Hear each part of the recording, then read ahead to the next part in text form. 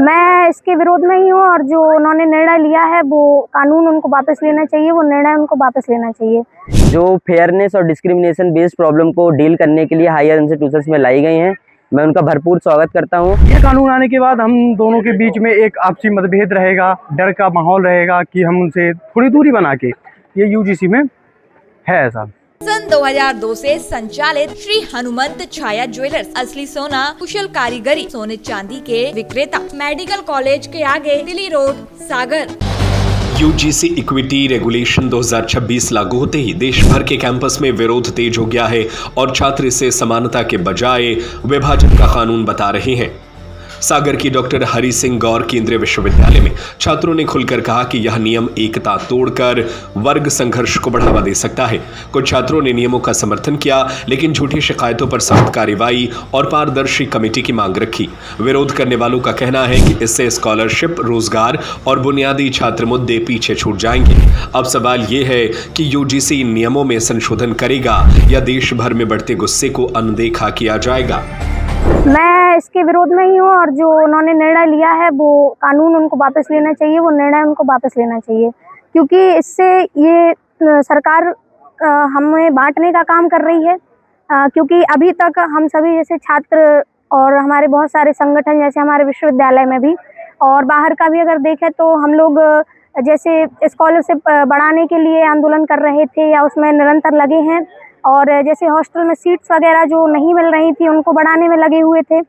लेकिन सरकार के एक निर्णय ने इन्होंने जो तानाशाही निर्णय लिया है बिना किसी की सलाह के कह सकते हैं, तो इससे हम छात्र भी बटेंगे और दूसरा जातिगत भेदभाव जो हमारा, जिसको हम ख़त्म करने की कोशिश कर रहे थे, वो भी हमारा बढ़ता ही चला जाएगा। तो यूजीसी ने नई गाइडलाइंस जारी की हैं जिनका नाम इक्विटी गाइडलाइंस है, जो फेयरनेस और डिस्क्रिमिनेशन बेस्ड प्रॉब्लम को डील करने के लिए हायर इंस्टीट्यूशंस में लाई गई हैं। मैं उनका भरपूर स्वागत करता हूं। सुप्रीम कोर्ट ने और यूजीसी ने एक ऐसा फैसला लिया है जिससे आने वाले समय में हमें और उसके कार्यप्रणाली में और पारदर्शिता मिलेगी। हायर इंस्टीट्यूशंस में जो पिछड़े लोग हैं, जिनका अभी तक प्रतिनिधित्व नहीं हो पाया है, रिप्रेजेंटेशन नहीं हो पाया है, या फिर उनका discrimination on the basis of caste अभी भी होता चला आ रहा है, इन सब चीज़ों से डील करने के लिए अच्छी गाइडलाइंस हैं, होना चाहिए। लेकिन मैं मानता हूं कि उन गाइडलाइंस को और प्रिसाइज होना चाहिए। उसमें किस टाइप की पनिशमेंट्स हैं उसको डिस्क्राइब करना चाहिए, या फिर अगर फॉल्स एक्विजिशंस होता है तो उस केस में ये कैसे डील करेंगे, इन सब चीज़ों को लिए प्रिसाइजली उस गाइडलाइन को और अभी मेंटेन करना चाहिए। यूजीसी कानून, जो स्कूल हमारा मंदिर है और हम साथ रहते हैं, उसमें एक जातिगत भेदभाव देखने को मिलेगा, जिससे छात्रों में, जो जनरल कैटेगरी के छात्र हैं, उनमें डर का माहौल रहता है। अगर हमारे छात्र कहीं SC ST से आते हैं, ये कानून आने के बाद हम दोनों के बीच में एक आपसी मतभेद रहेगा, डर का माहौल रहेगा कि हम उनसे थोड़ी दूरी बना के, ये यूजीसी में है ऐसा। क्या होना चाहिए? इसमें संशोधन होना चाहिए, और अगर झूठी गवाही कोई देता है, झूठे केस में फंसाता है, तो उसके लिए भी प्रावधान होना चाहिए, या जुर्माना या उनको रेस्टिकेट करना, ऐसे कुछ। और कमेटी में कुछ सवर्ण टीचरों को भी रखना चाहिए। हालांकि गाइडलाइंस आई हैं, क्योंकि गांव के अगर तरीके से देखा जाए तो वहाँ पे ज़्यादा जातिवाद होता है, उसके हिसाब से देखें तो वहाँ पे सही है। लेकिन जो शहर है वहाँ पे लोग काफ़ी ज़्यादा अमीर भी हैं, OBC के भी हैं, SC ST के भी हैं, काफ़ी जनरल के जो पिछड़े वर्ग से भी आते हैं, उनके खिलाफ तो ये अन्याय हुआ। तो उस हिसाब से देखा जाए तो ये सही नहीं है।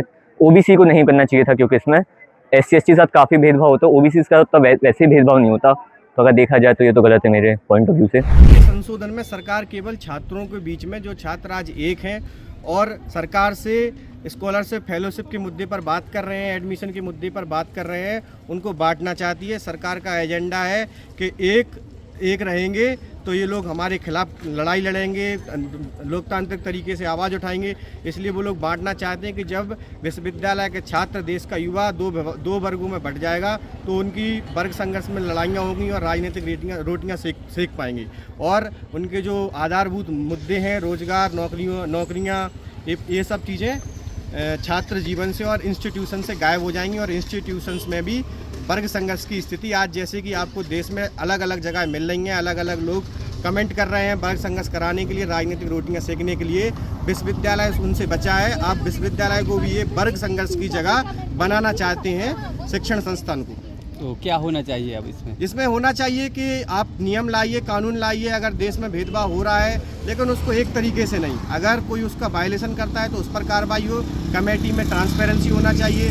अभी आप देख रहे हैं इनके खुद के एजेंडे क्लियर नहीं है कि हमें करना क्या है इस कानून से। ये लोग तो केवल लाए हैं, इनकी क्या है, अभी हवा टाइट थी। देश का विपक्ष सरकार नौकरियों की बात कर रहा था, देश के स्टूडेंट्स, पीएचडी के स्कॉलर्स फेलोशिप की बात कर रहे थे, उनका जवाब देने के पास इनका कोई कारण नहीं था, तो इन्होंने आपस में वर्ग संघर्ष की स्थिति बना दी है। यूजीसी जो अभी अपडेट किया गया है 2012 में भी था, अभी 2026 में जो इसको लाया जा रहा है, इसमें कोई वो नहीं, इसमें सिर्फ राजनीति चल रही है। इसमें कुछ ऐसा मुद्दा नहीं बनाया जा रहा है। जो बैठे हैं शासन में वो इसको जानबूझ के इसको मुद्दा बना रहे हैं ताकि जो हमारे ओबीसी और जो एसटी/एससी वर्ग है उसको लगे कि ये सरकार हमारे लिए काम कर रही है। ऐसा कुछ नहीं है। ये निर्णय उन्होंने इसलिए लिया है ताकि आगे जो आने वाले चुनाव हैं उसमें वो आगे बढ़ सके और उसमें इनका आप फायदा उठा सके। बस सरकार सिर्फ फायदा उठाना चाहती है। पिछड़ों का पीडीए जो कहते हैं, बस वही है। पिछड़ा दलित आदिवासियों का फायदा उठाने के लिए सरकार कर रही है।